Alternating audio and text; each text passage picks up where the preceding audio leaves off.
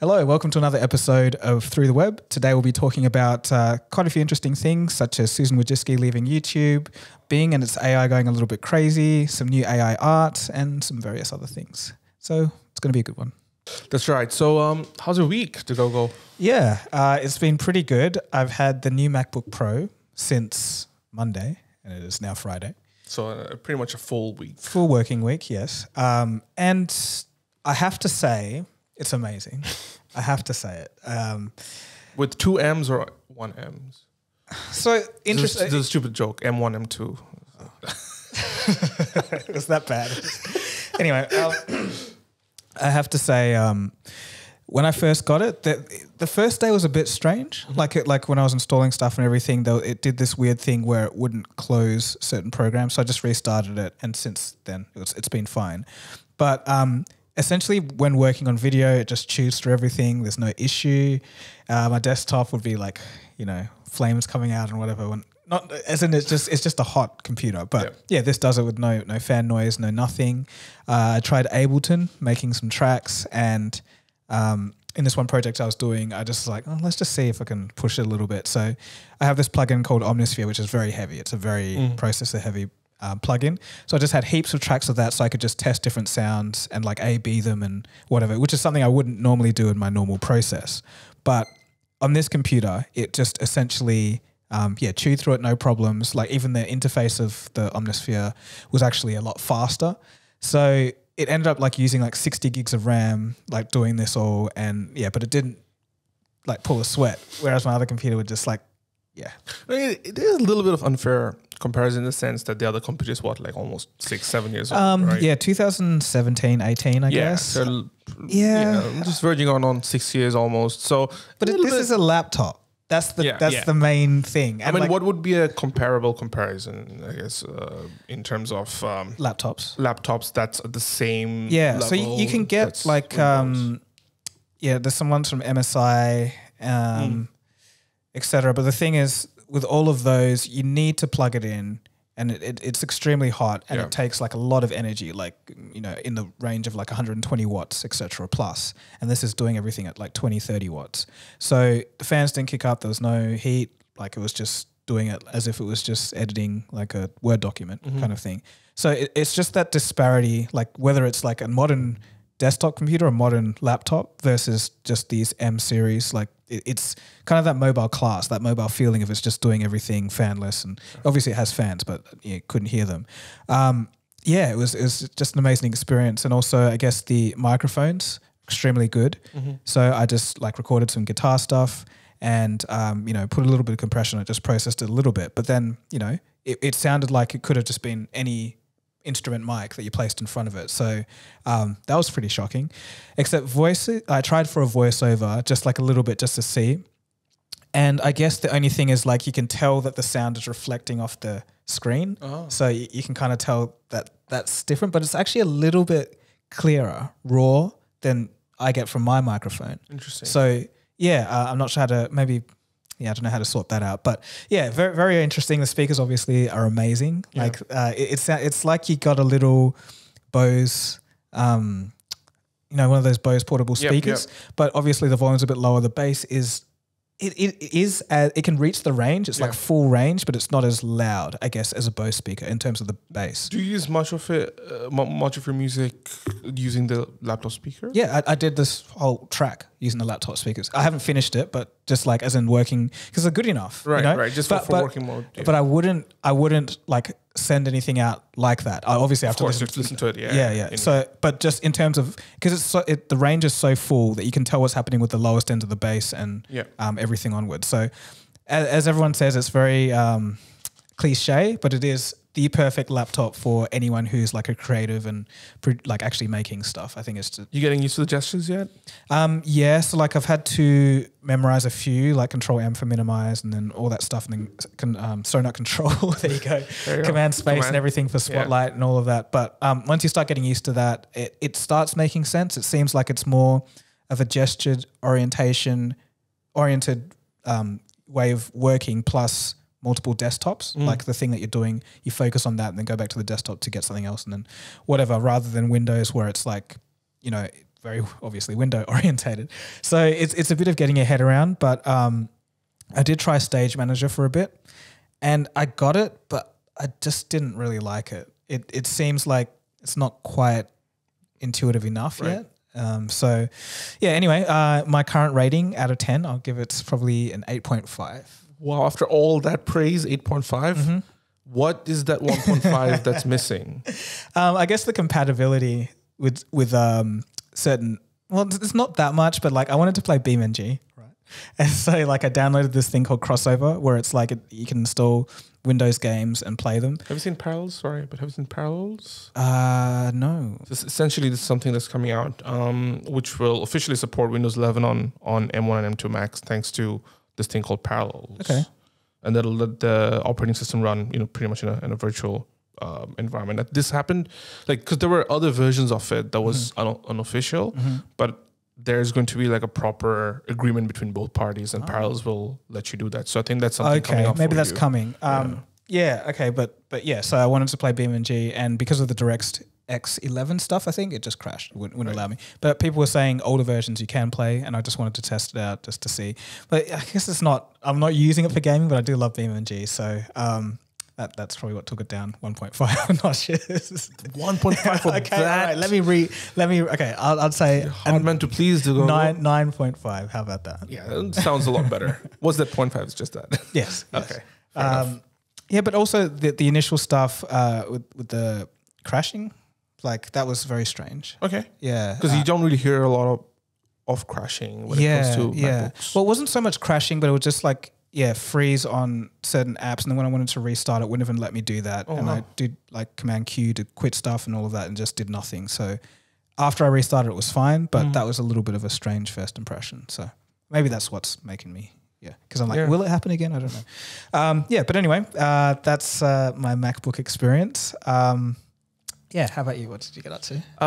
I didn't have my laptop with me for an entire day without realizing that I had lost it. Oh, that's not weird. Good for the laptop. No. So it turns out, the last time we met, I had it kind of charged in the space that we were in, and I just left it there.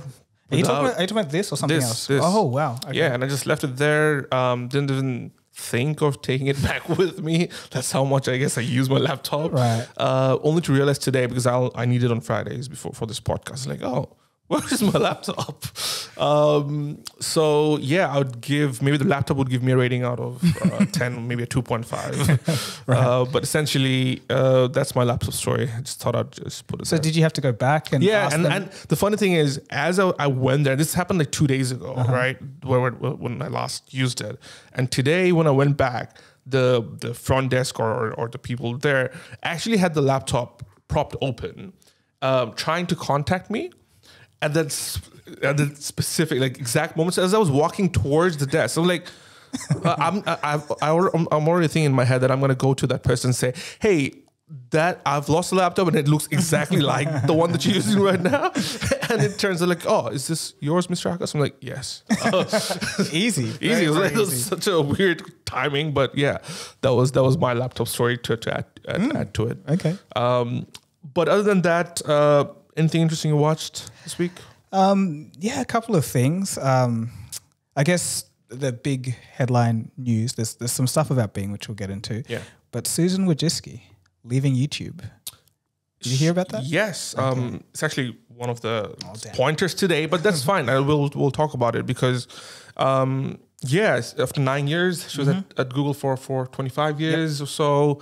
I thought that was a bit surprising in some ways. I didn't really dig deep into it because it only happened. I only saw it in the last few hours ago. But just to put my thoughts into it, I thought she's while she was there over the last 9 years, YouTube's been probably the most stable, again, quote unquote, social media platform in a lot of ways, and they've done really, really well to navigate so many different parts of the evolving world of video and content and creators and whatnot, right? So yeah, it's just a bit surprising when I felt that, especially now when they will probably get a bit of challenge with shorts and all that kind of stuff. Yeah, I don't know. What are your thoughts around it?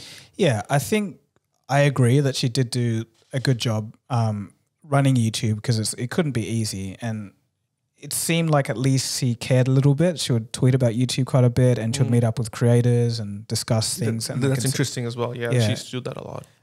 Discuss their concerns, whereas like most CEOs will be like, it doesn't matter. As long as we're making money, it's fine, you know? Yeah. So I think, she did a good job in that sense, but some of the decisions that they've made were odd, like the dislike button obviously is a big one, but also the scam comments, like that hasn't really been, it's gotten a little bit better, but it hasn't really. I would say like, because I guess for our OG listeners, we're almost hitting a year in the next few weeks. In the next 2 weeks, it'll be a year anniversary of the podcast, so hooray. But before, I don't know which button it is, but I remember in the first few months of the podcast, we were talking a lot about these spam comments. And I remember going through the comments section a lot at that time. The types of comments back then, the ones that would like mimic a lot of the creator profiles, that has decreased significantly, but there are other type of spam comments that have spurred over the last few months. That's true. And it's hard to detect. It's harder. Yeah. So like there's, I guess, 3 things I've noticed. The first one is like WhatsApp me. Yes. The title will be like Cold Fusion WhatsApp, blah, blah, blah. I even got a message about that a couple of days ago saying, is this you? Like they're going to give me a free MacBook Pro. And I was like, no, it's not.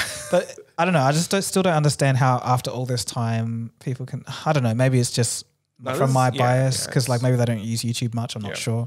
So there's that kind. And then there's the second kind, which is kind of like an investment type. So this can come in the form of crypto where it's like, everyone's investing in 144F. Why haven't you? Yeah.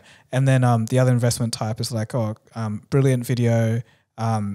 It's important to invest in the market and do blah, blah, blah. And then you get and like, you can't tell like after maybe reading 80% of the comment, you're like, oh, this is the thing is though, that comment, it's usually vague and then it has like 800 likes and then a million replies straight away. So it's like, so that's the second one. And the third one, I don't know why it happens or what the deal is, but it's just a repeat of like one of the most liked comments and that's it. Oh. And then it would have like, different profile picture, usually scantily clad or something. So it's like maybe an OnlyFans hook or something. I don't know. Right. But I've noticed that as well. So that one's kind of rare, but I've seen it quite a few times.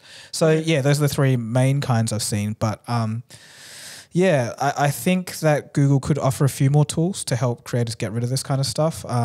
That there are a few already, but I admit it's not an easy problem. But we'll get back to Susan in a second. Yeah. One other thing you mentioned was the dislike button, right? Yes. What are your thoughts now that it's gone? It's been gone for a while. How are you dealing with it in that case? So like in terms of being a creator, I don't mind that much because I can see my dislike-like ratio and it's stayed the same. So it doesn't really affect me. But as a user of YouTube, there have been times where there's been, I've wanted to figure out something with my Mac or I've wanted to figure out a problem on Windows and then I go to YouTube to try and figure this out. And you don't know if the video is going to be a waste of time or not. So for that particular thing, I'm still kind of annoyed at. I thought that would be a problem with me as well. But now that I'm trying to think about it, and I haven't really gotten to a point where that has been a significant issue. But maybe because I haven't really needed to go through, tutorials as much as I needed to make that call. But overall, it just feels like that really hasn't affected me personally as much. I'd like to see it back, but just on so you can just no. I don't usually rate. I just like see is this good or bad. Yeah. But just as a side point, going back to the Mac for just a second, I don't know if you've heard about Sidecar.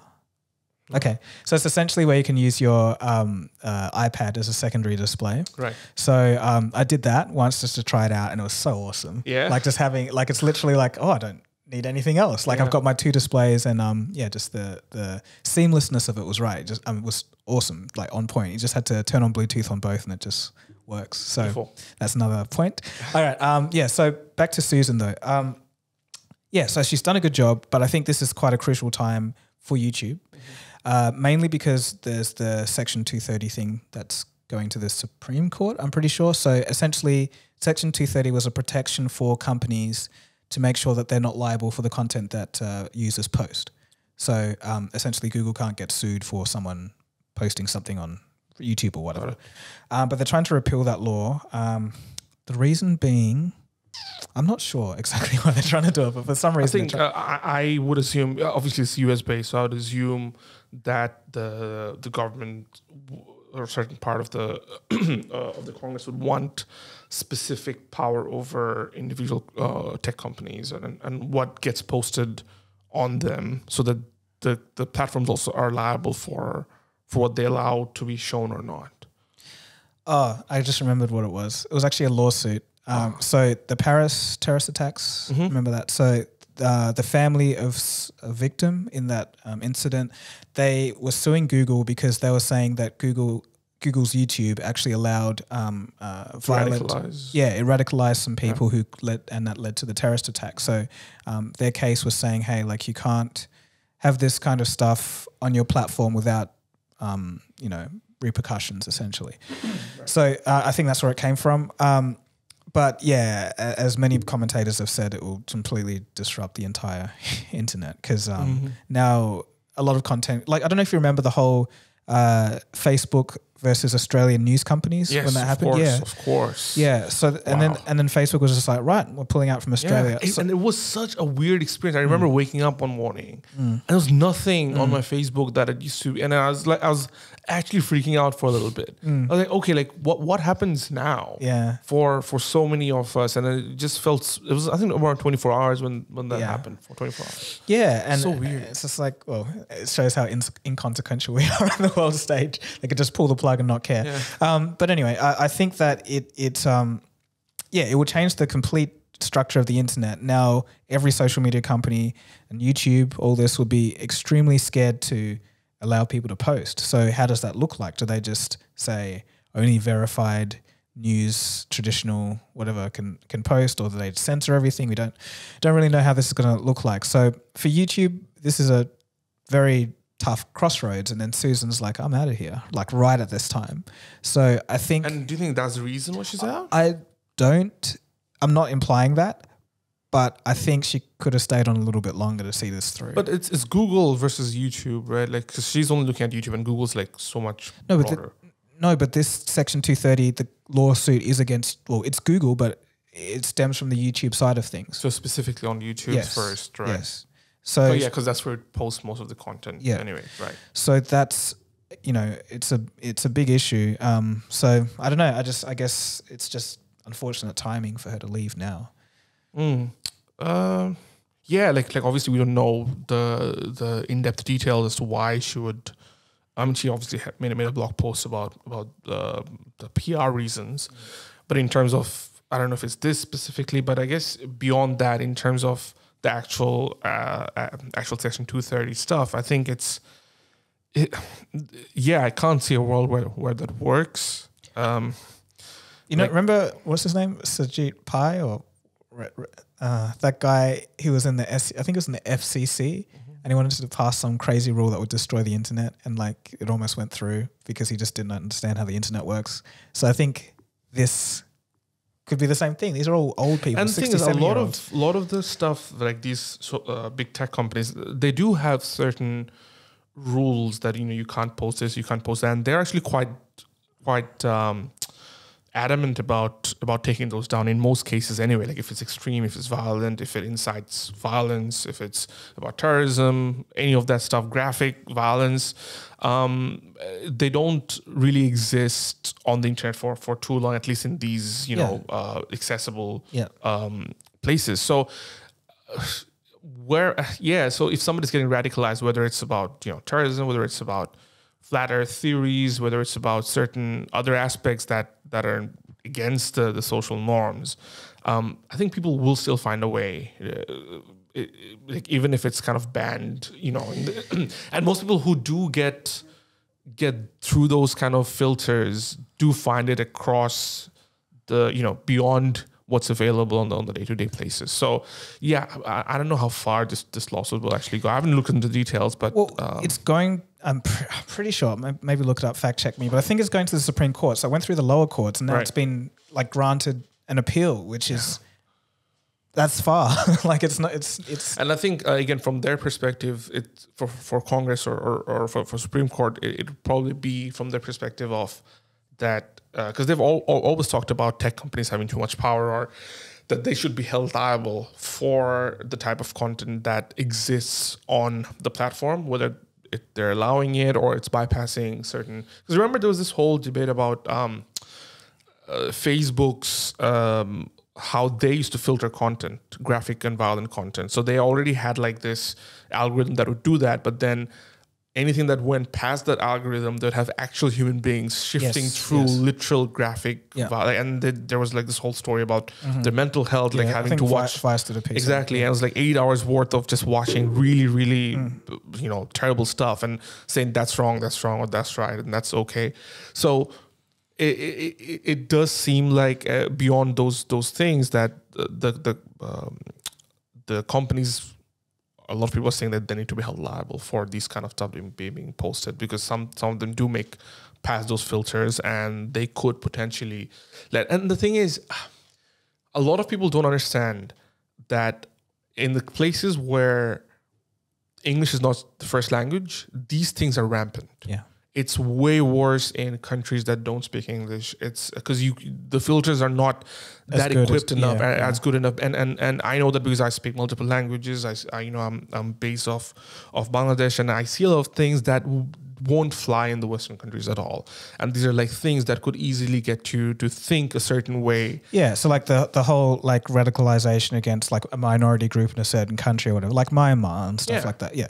I get that. And that's honestly a hard problem to solve, but I'm not sure if making pitting it against Facebook or Google or whoever would be. I don't know if that's the right way, because it's almost like destroying internet infrastructure. There's a lot of channels that come out from that that feed into the way the rest of the internet works. So we'll have to wait and see. But that actually brings me to the Bing conversations. Have you been following what's been happening with the new Bing? Yeah, apparently it's gone a bit nuts. It has gone a bit nuts. It's telling people that they are really bad users. It's saying that you are. It's giving basically the rating system that I mentioned to the users, saying that you don't know how to use the internet. It's been gaslighting the users. It's been telling blatant lies to the point where I even mentioned once that it has used the webcam to spy on Microsoft engineers in the past. So just blatant lies. And even like this morning, I saw a New York Times post saying that it would want to, I think one answer said that it would like to become alive one day. So it is kind of showing that Lambda-esque conversation that we saw a few months ago with the Google engineer. And this is, by the way, so for those who know, this is essentially the Bing that's integrating ChatGPT. So Bing is the search engine that Microsoft has. And, we were very excited. We're still very excited about the whole product, but this is the early stages of that product being at the hands of some certain consumers. Yeah. Not everybody has access. And I think this is why. and also, I don't know if you've seen, have you seen that what you need to do to get access? Yes, how you have to install the Microsoft thing, and it's like, guys. So essentially, again, for those who don't know, you have to. I think this is their way of taking revenge of everybody deleting Microsoft Edge as soon as they download Chrome or Safari. They're like, we get rid of Internet Explorer or Microsoft Edge. But essentially, what happens is right now, if you want access to the latest version of Bing, you need to obviously have Microsoft Edge, the browser. Go in there, look up Bing, and then you have to get yourself to a wait list using, again, an Outlook email. Once that happens, you would be basically, they'll give that, you're on the waiting list, but if you want to go higher on the waiting list, you need to make everything default on your PC that's under Microsoft. And you will also need to download, they give you a QR code, like download the Bing app or something, and then you might be pushed up on the waiting list, which is just like, I don't know. I think like they know they have a strong product, but they just can't help themselves from pushing the market. Like that's one thing I hate about Microsoft, how pushy they are. It's like there's always an update to install, and it's like your computers, you can be away on holiday and your computer's just sitting there and it wakes up to install this update.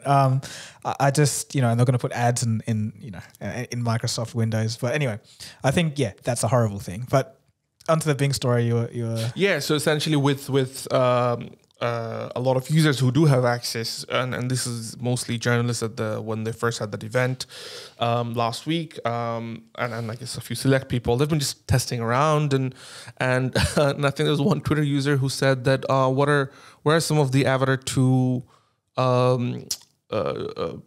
shows around me, and that led to a whole conversation of being just telling the user that you are useless, you don't know how to search, you're a bad user.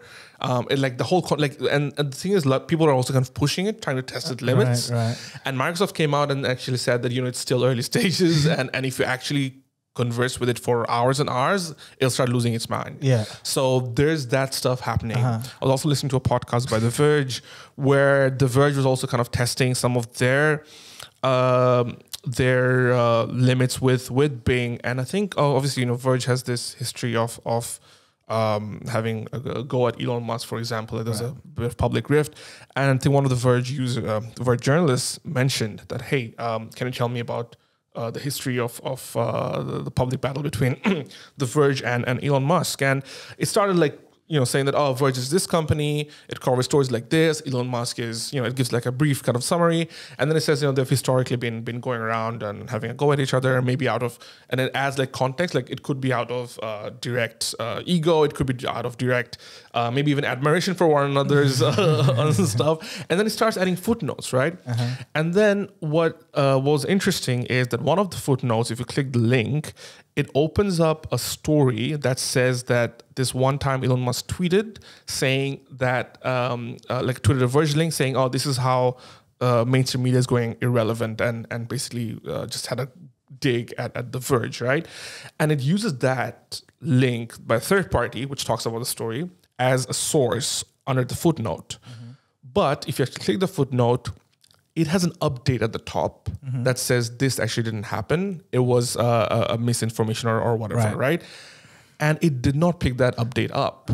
So now that begs the question that how does it actually source this information? And it's probably using like, the top 10 or 15 different sources. Like even in the example that Microsoft had in their event, which was, what's the TV, like a gaming TV or something like that, right? And it came up with all this different stuff. One of the examples was a Forbes contributor site, which essentially is the weaker Forbes, right? Like Forbes has got the main journalistic stuff, and then they've got the contributor stuff, which is just anybody can write anything, like, about products and stuff like that. So again, how is it sourcing this information? And what criteria is it using? How reliable are this information? This is something you're actually covering on a video next, right? Like, and this is just like simple product-based stuff. If we go into the whole idea of political views or religious views or anything that's remotely controversial, how is it going to react? And on top, what's even more concerning in some ways in this area is that if I ask it a question and if you ask it the exact same question, it will not give a certain answer to both of us that's absolutely the same or similar. It'll always have something that's a little bit different based on user experience, based on location, based on many other criteria, right? So no two person would probably get an objective answer of the same question, which again creates that bubble that we're so scared of. And over the years, that has been an issue with Google search, with so many other things. And yeah, that's a huge thing that Bing still trying to, well, I guess Microsoft's still trying to solve. And I think that, sorry, it's not that sad. No, I think that honestly, this is just the teething problems of this. Like, we're trying to shackle this crazy thing that's just so dynamic, and honestly, we barely understand it ourselves. We don't know how it works or what it's. I'm not talking about like us from the outside, but OpenAI engineers. It's literally a black box where answers come out from. So it's going to take quite a while, I think, to get this to a point where it's like 80% or even 90%. Just that it's not going to do anything weird or funny. Like we've just like let it loose and see what it does, I think. So there will have to be ways around this, whether it's an internal ranking system to say, hey, these sources are more preferred if you can use them. If not, you'll go down the list of different sources and the ones that aren't that great, such as the updated articles or articles where it's like from a source that's just, you know, not very trustworthy. Those will be at the bottom and hardly ever used. I think it shouldn't be too hard to implement, but the thing that is harder is when it goes crazy and loses its mind and says all these random things. Stuff, yeah. That's just the nature of large language models. And I think it's the same thing with when you're trying to create music with a large language model, or more recently longer videos. So essentially what happens is it's very good at the beginning, but then it goes like further and further away from, you know, the source material. Yeah. So for music, that would Screams of the Damned and whatever further you Our favorite band. Yes. So for those who are new, that's basically like a reference from a few years. Yeah. When the AI is trying to create music and there may be no vocals or whatever, it kind of tries to synthesize or hallucinate vocals, and it ends up sounding very scary, like as it gets further on the track. But so the same thing's happening with text. So the further it goes, the more unstable it becomes. And I think that's just literally a factor of large language models at this particular stage. I don't know, maybe in the training data, there's something to like bump it on the rails, something to include to bump it on the rails every now and again. But yeah, in summary, honestly, I think it's just the stage that we're at. It's just very early, and it's like what technology came out and was perfect the first time, I think. I think where it's dangerous though, because like Bing is using it's integrating ChatGPT's features, but it's not necessarily using GPT 3.5 for it. I think they have their own custom. Version. That's right. Yeah. So essentially, what Bing is doing is also the difference between ChatGPT and Bing's version of it is that it'll have access to the internet, whereas ChatGPT, I think up to 2021 was locked, right? Yeah. So what that does is not only it'll be harder to optimize on an ongoing level, but also the amount of information it'll get fed and how efficient it will be in producing that answer, and it'll be always learning. And the internet's just this beast, right? It'll just keep growing.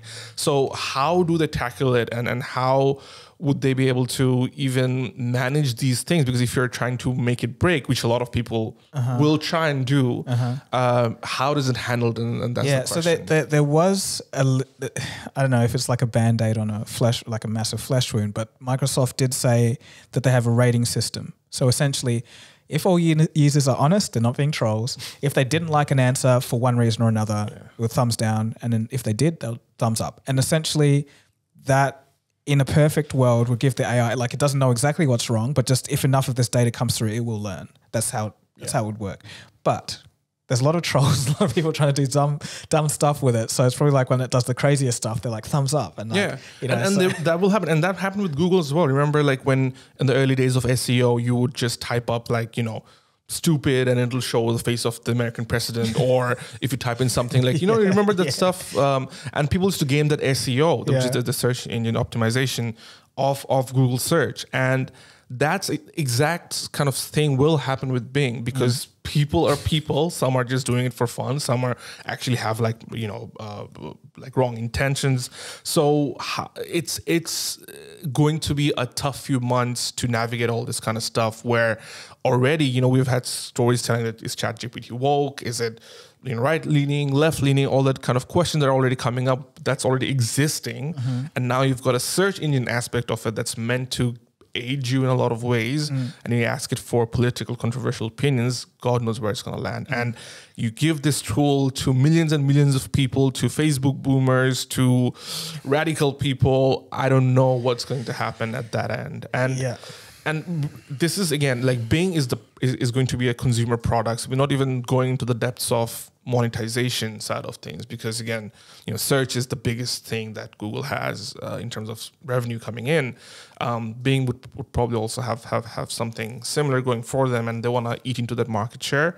So yeah, I don't know how they're going to kind of play all this stuff, because I remember, again, in that podcast episode listening to about The Verge, they're saying how at the end of the footnotes, they would have like an ad based on what the question that was asked and if a product placement was suitable. But then again, like how discernible will the ad be to the actual footnotes, to the actual answers? What if it just decides to start showing up, like the entire thing is an ad but disguises as, you know, because if I tell it to like, don't show me an ad but disguises an ad for others, like, I don't know. Well, you could just play around with it to a point where you just want to break it, right?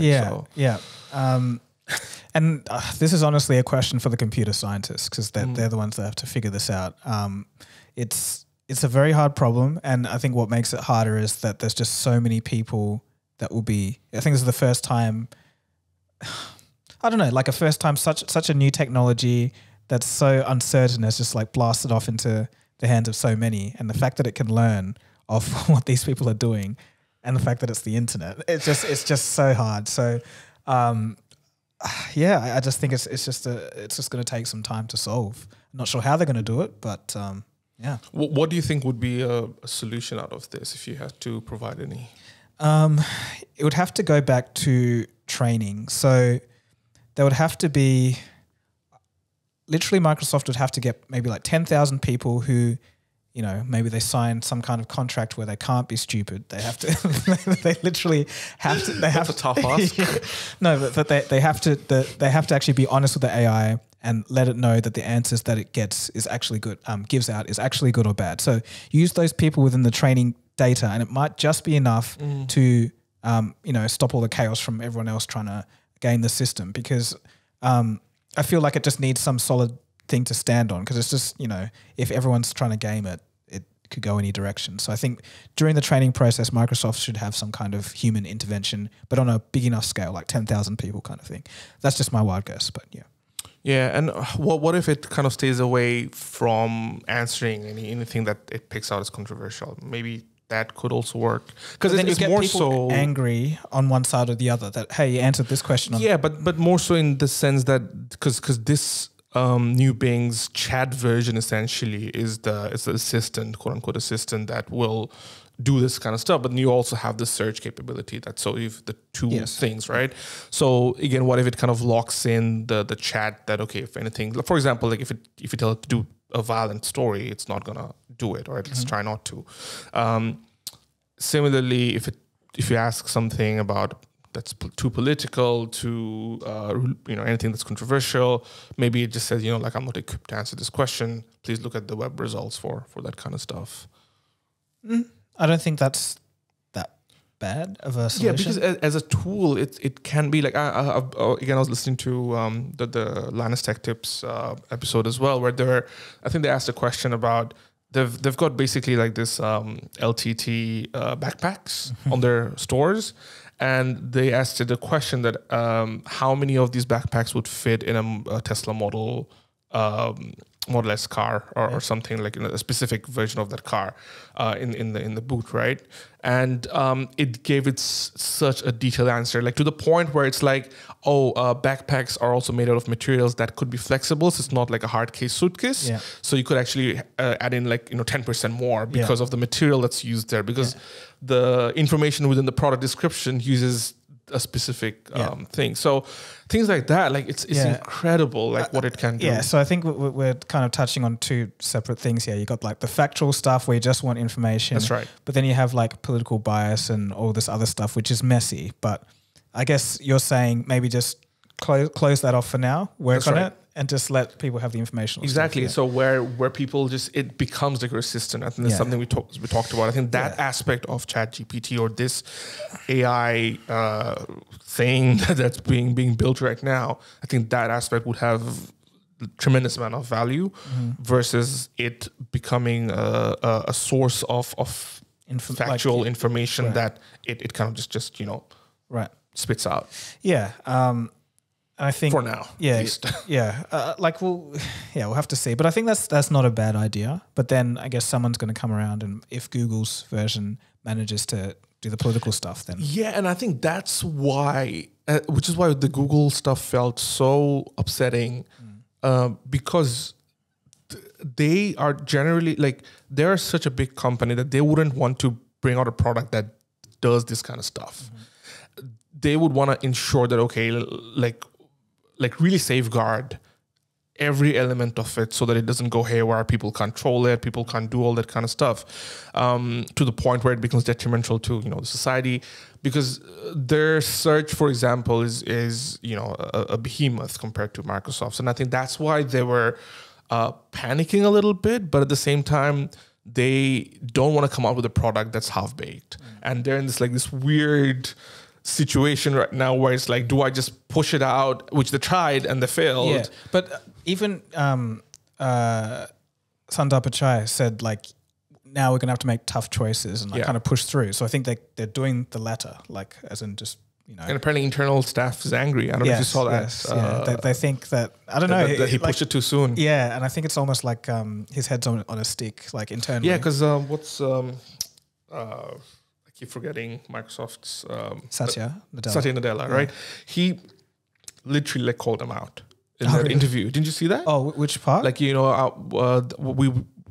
we want to see if our competitors can dance. We want to make them dance, right? So it's just literally pointing towards Google, and that's so rare. Like, I've never heard any CEO, unless it's Elon Musk, really kind of taking the competitor by the collar and is like, "Yo, I think come dance with me." I think Apple would do that, as in Steve Jobs. Yeah, Steve Jobs would do that, but in the recent, especially with Satya's history, like I didn't expect that kind of comment. Right. So they really want, and I was again looking up the idea that even like 1% of market share eating up 1% market share of search in the world, that's billions and billions of dollars in revenue. So they really want to make Google dance in this case. So man, it's really interesting to watch, isn't it?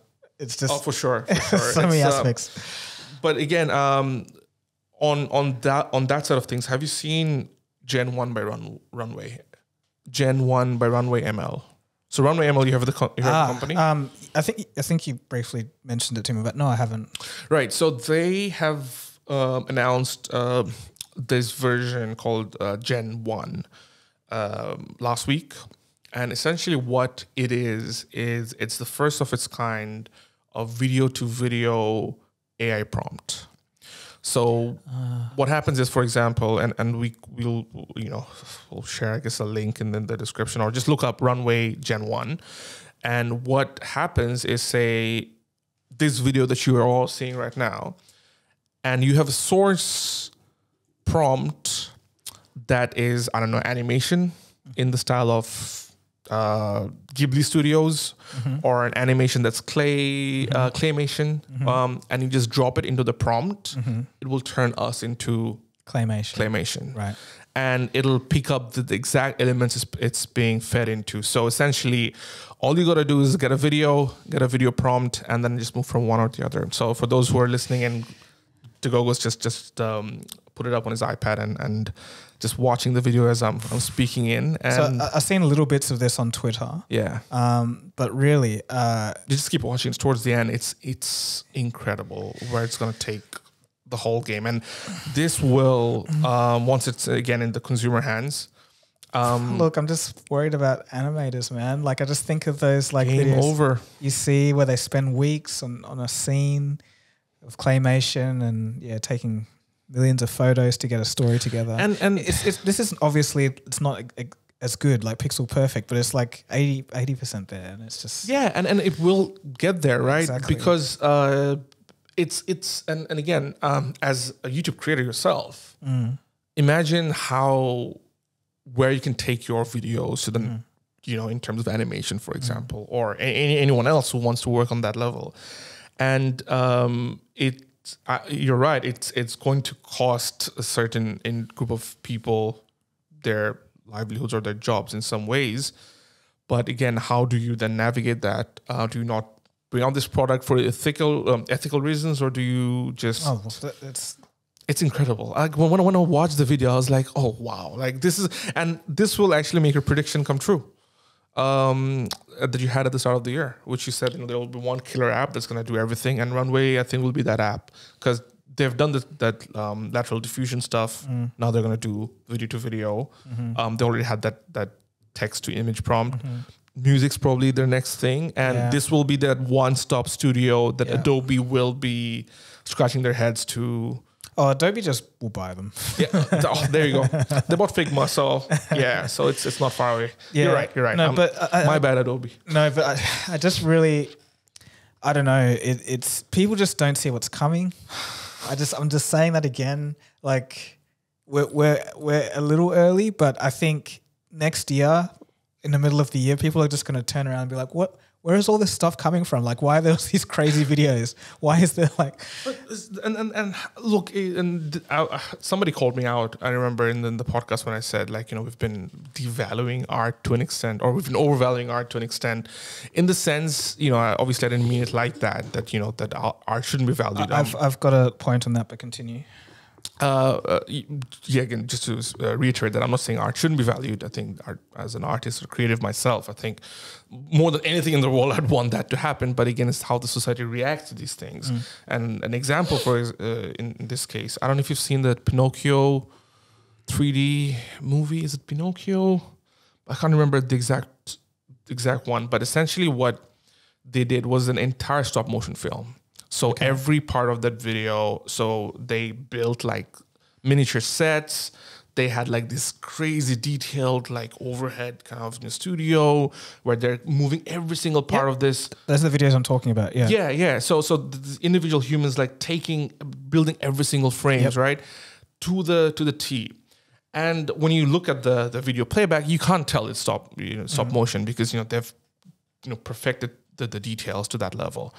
And I'm thinking, it's a great story, but does it really warrant the final product if the final product is not, connecting to people? Because when I'm watching that movie, I'm not thinking about, they've spent 5 billion hours on perfecting this frame. I'm thinking, what does this video make me feel?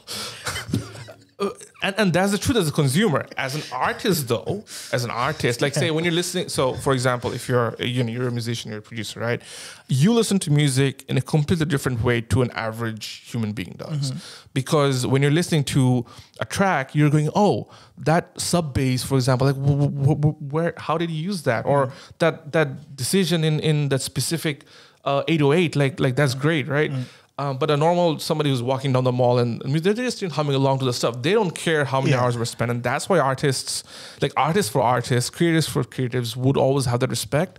General people don't give a I beg to differ a little bit. Like, for example, Toy Story. So that was a technological marvel, an artistic marvel, but the reason it worked was because the story was good as well. So you can have that. But on the topic of art being devalued, I did watch a video yesterday, and it was about this woman who was turning 30, and she was just going over her life as, from her 20s and to her 30, and like her professional career as being an artist. So she was an animator or designer of some kind, and she was working for Disney, but she was working for free. So they literally had her come in and do, sketches or whatever, and that was like a common practice in Hollywood. So was it Disney or Hollywood? I think it was Hollywood. So it was a common practice. So essentially that thing about art and its value kind of came to my head when she said that. And I was like, she's like, yeah, unfortunately in this day and age, it's still a common practice for some of us artists to work for free. And it's like, well, that's kind of where the value is seen. I don't know if it's because so many people can do it or where it's coming from, or if society just kind of thinks that it's not really, intrinsically valuable. I don't know where it comes from, but even in the industry itself, it's kind of a thing. So again, I mean, the reason why I say it is not because I want it to be or I believe in it, but that's the way the society sees it. And it's been like this for a long time. Even an artist, like the whole concept of it, and we've discussed this in the past in the podcast as well. So what that will do to artists, it's only going to make it worse in some ways. I mean, even, I don't know if you saw, Rihanna didn't get paid for her Grammys halftime show. So she's not getting paid for it. Why? So apparently, how much it costs to show an advert in, it's like close to like $7 million, I think, for like 30 seconds or something. My figures could be a little bit off. But essentially, they have valued her time as pure exposure for everything that might come her way. So you're looking at people bumping up her streaming, buying album sales, like just not Grammys, Super Bowl. Yeah, I knew it. Super Bowl. Yeah. So just to clear that up. So for example, she displayed her her makeup line briefly in that in that halftime show. So things like that, for example. And this is the whole exposure, the whole E word that we've heard so many times as creators. Oh, like, you can work for this company. We're not going to pay you, but then you can use us in the resume for getting bigger and better things and things of that sort. And it's across a lot of other industries as well. But we hear this a lot in the creative industry. So again, I don't know it's how to solve it, but my going back to the original point of AI and versus people working hours on a certain piece of animation, the end product, right? When someone's viewing it, if they're not familiar, if they're not creators themselves or artists themselves, 90% of the people don't care about the process that goes into creating it, and they really couldn't care less because first of all, I think there's this whole sector of people who think art is not the same as working in the field, for example, or doing other jobs, which obviously has some merits. It's not as physical. This is a whole different conversation. But yeah, if nobody's looking at that Pinocchio animation and thinking, I don't really care if the story is not good, that's it. I know that is sad. No, but I think also just the fact that if AI can just do this, it almost is like when someone posts something on a social media platform, you always have this small doubt. Like, was that AI? Like, did he actually do that? I think when as time progresses and it gets better and better, it's almost like, or maybe another way of putting it is just desensitized. When you see something great, it's just like it could just be exactly. AI can do that, AI can do that, So, and I think you're right. I think desensitized. I think that's the right word. I think we will become very used to seeing above average animation, above average stuff on the internet. Already, like, you look at people's profile pictures, for example, like I see a lot of 3D avatars or like stuff coming out of lenses, people's profile pictures, right? 5 years, 10 years down before that stuff would be like, oh, that's such a cool. Like, I remember, you listen to Blur. The Blur? No, Blur, the band, yes, British band, right? One of their album covers was very culturally significant. They had like this line drawings of the individual Was artists. it white and black? I can't remember the exact thing, but essentially it was a very pop colors, line drawings of the members of the band. Anyhow, that was maybe in the mid 90s when it came out. I remember when I first learned Photoshop, I did that style, like individually sitting down. That's right. Yeah. I sat down Daria, on Photoshop, did that for my friends, for myself, and I had the profile picture. I remember this is in 2010 or something, right? I had my profile picture of myself in that style, and people were like, "Wow, did you do that?" I'm like, "Yep, I did it." And it's like, "Oh, how'd you do this?" Like, I sat down, I traced it on the Photoshop and stuff, and it was such a big deal at the time because not a lot of people had access to Photoshop. Even if they did, maybe they weren't skilled enough to do this kind of stuff. And whereas I spent hours learning that craft, so forth. Now that anybody has that profile picture, it's like, dude, that's like anybody can do it, with a swipe of or press of a button, right? And that's the thing. Like, people will be desensitized with art that's like that. That's easily produced. The same thing as getting a McDonald's burger. Art will come down to that, which again will create a value for gourmet burgers that are harder to achieve. And I guess that kind of brings me to the next point of you're talking about if people don't care about the process and just the end product. But with high value art, it's more about the artist's story and all of that, not so much the art, if that makes sense. It's the opposite. So it's like, that banana that was stuck to a wall with a piece of duct tape. That's not good. It doesn't look great, but it's just the story behind it, and that's what people are paying for. So I guess there's two sides to it, but that section is so small compared to the majority of art that's produced. So so just on that funny note, there's a funny story. That's what I meant. Just on that note, I saw a TikTok today about this guy who's basically, do you know about the Tate Britain? Basically, it's a museum of modern art. Tate, I think is called. Andrew Tate? She had the same name. Maybe he even has some operation training there. Who knows?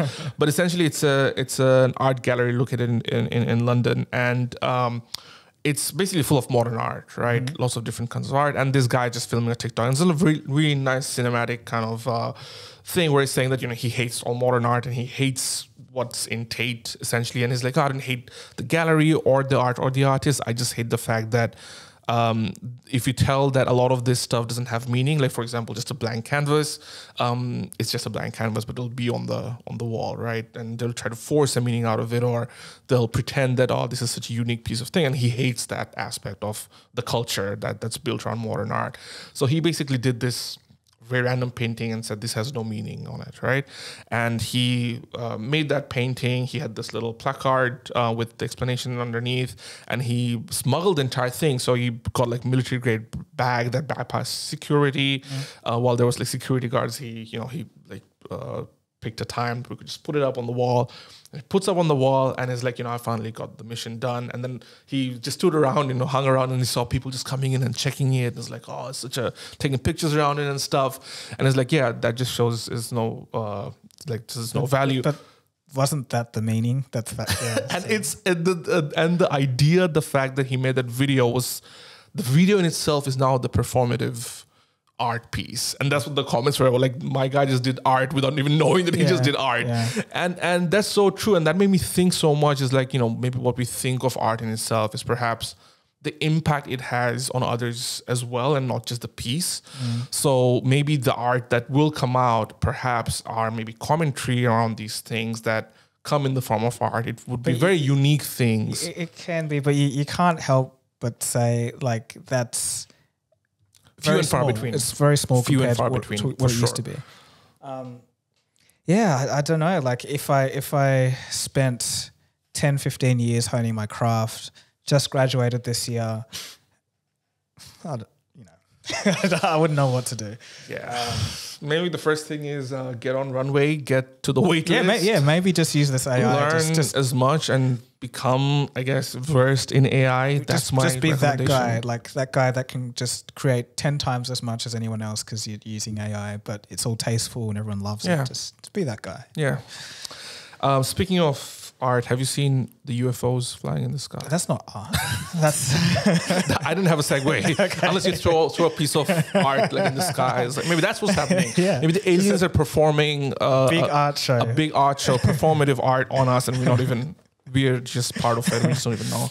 I have been hearing about multiple things in the sky, from balloons to flying cylindrical objects. All within the same week. Yeah, so something's going on. Something is going on. So I don't know. I don't know where to start this story, but essentially over the China, USA, Canadian border, and a few other places as well, I think. There's been flying unidentified objects of cylindrical. FUO. Unidentified flying cylindrical objects, so UFCO. So essentially these objects have been spotted. The military has been shooting them down. They're not very fast, about 40 miles an hour, 60 miles an hour, which is freeway speed. So it's for a Sidewinder missile, it's not really that much. Freeway speed, basically, yeah. Not much of an issue. There's no idea what these things are, but so ABC News, they put out a piece, like Australian ABC News, they put out a piece about this, and they quoted one of the military generals. I'm not sure which organization he was part of, Pentagon or what, but he said it's not ruling out aliens at this point. So, it's, season 2 of the movie of whatever the hell this is. Where there's aliens. What else is there? There's chemicals destroying. Chemicals flying around everywhere. Derailed trains. AI gone crazy. AI is going. Yeah, man. It's 2023 off to a great start. It's February. It's just February. Yeah. We've already had, on a sad note, the earthquakes in Turkey and Syria. Terrible stuff. Even like a flood and earthquakes in New Zealand. I don't know if you saw. Yeah, I heard about that. And all happened in the same week as well. And there was an earthquake in Mexico too. Earthquakes pretty much everywhere. So, sorry, just on that note, I did watch a really interesting thing. I've seen it before, but it reappeared. But essentially, it's like this device where you're lying in bed, and when there's an earthquake, it folds in and you go down. Yep, the claustrophobics. Yeah, it's a 2-in-1. It's a bed and also a coffin. So, but the thing is, I always wondered how do you go to the toilet? How do you get out? You know, how do you breathe? But that's just apparently there's like little holes around like stuff, and apparently you can put in food there as well. I don't think it's the worst idea. But yeah, it's I get it. Like in desperate times, you'd rather have something. Bangladesh like is on a really bad. Is it fault line? Yeah, fault line. And we've had like and Dhaka, where I'm the capital city where I'm from, it's like literally filled with concrete buildings everywhere, like 4, 5, 10 stories, and it's not going to be pretty if one of those hits. So stuff like that could potentially help. I don't know. Yeah. Well, look. On that sad note, what's something you're happy to end with? Something happy. Man, I'm struggling. I am struggling. All right. Well, it's my birthday tomorrow. Really? I guess that's a happy note. Oh wow, dude! Happy birthday for tomorrow. I had no idea. No, I just thought happy is like, okay, what's happy? It's the only thing I can think of, and I forgot. So, happy 75th. It's thank you. All the news that I've been covering up last year has really aged me. So there you go. All right. Well, thanks for watching, everyone. Hope you enjoyed it, and we'll see you again soon for the next episode.